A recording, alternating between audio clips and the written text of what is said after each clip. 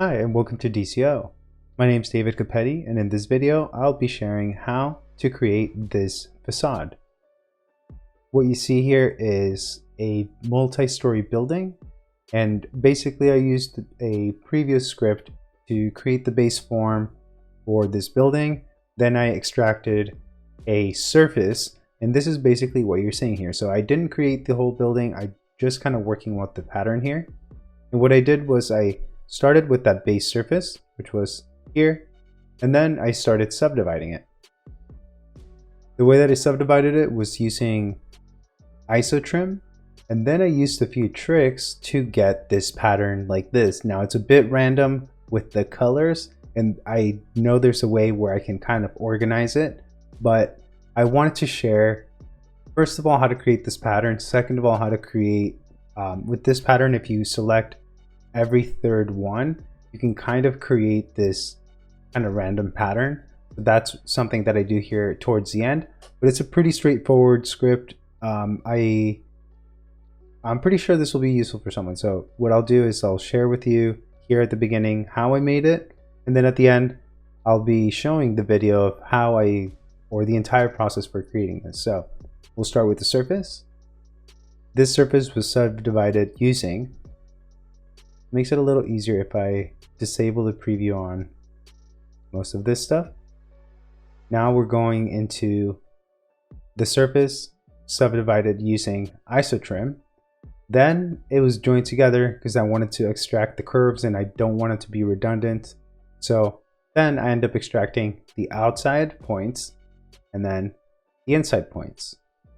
That then creates this pattern, because once you take the corner points and the middle point, it actually creates this hexagonal pattern, which we can then once again, so what I did is kind of two levels of truncation using Voronoi subdivision. So what we're doing is, once this is already subdivided, then it was exploded.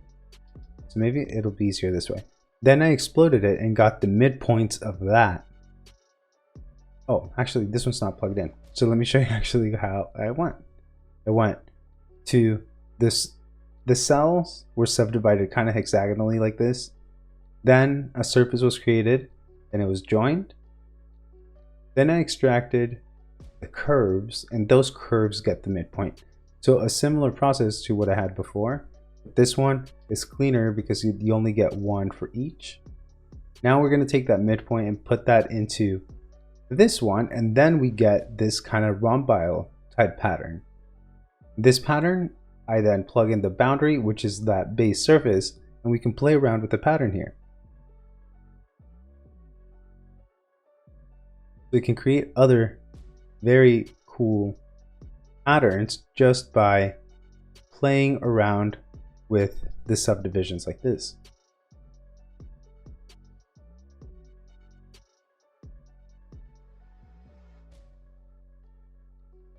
I'll go back here and show this, and let me get a cool pattern.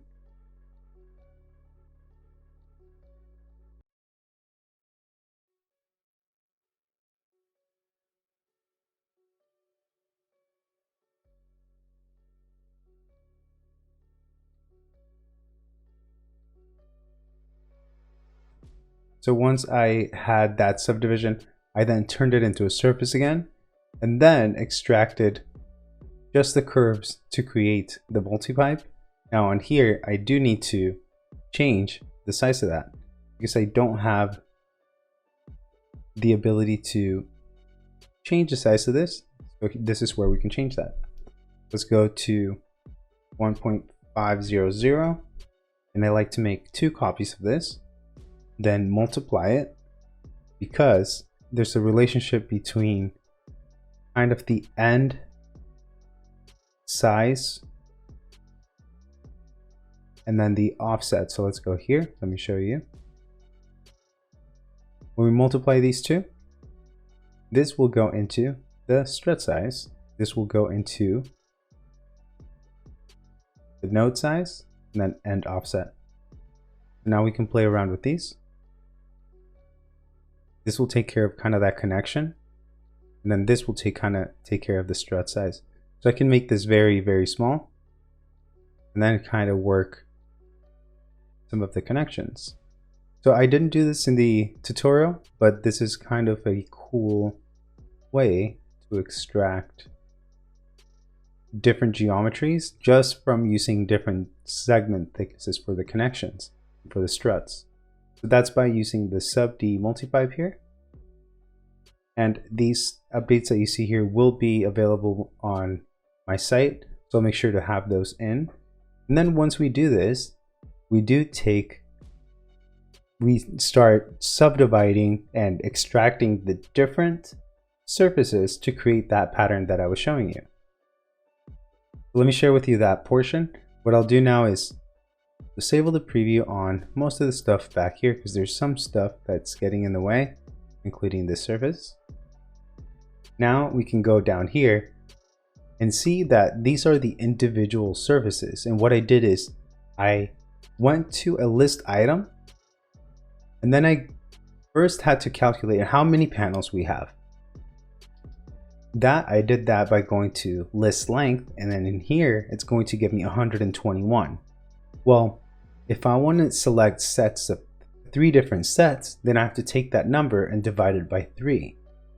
That is also the step amount for this. So the step amount is going to be the same number as what you divided by. And once you do that, then you can step the start point on your series, and that helps to do this.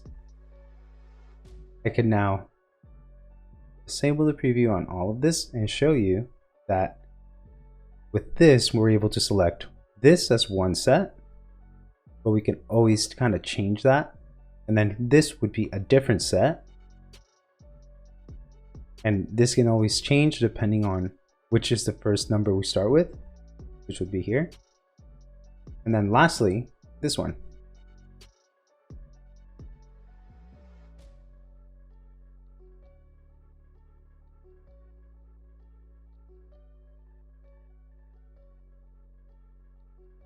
So here we have the 3 different sets. And what I did is I just gave it a color here. So now I disable the preview here and then enable this one. Now you see that we have the different sets. Now sometimes it does not complete it. So that has to do with how many panels and things like that. But this, for the most part, will give you an understanding of how to subdivide using kind of the Voronoi subdivision, and then how to extract patterns using list item, and then lastly using the sub-D multipipe for creating that structure. Let me know if you have any questions, and let's go ahead and jump right in.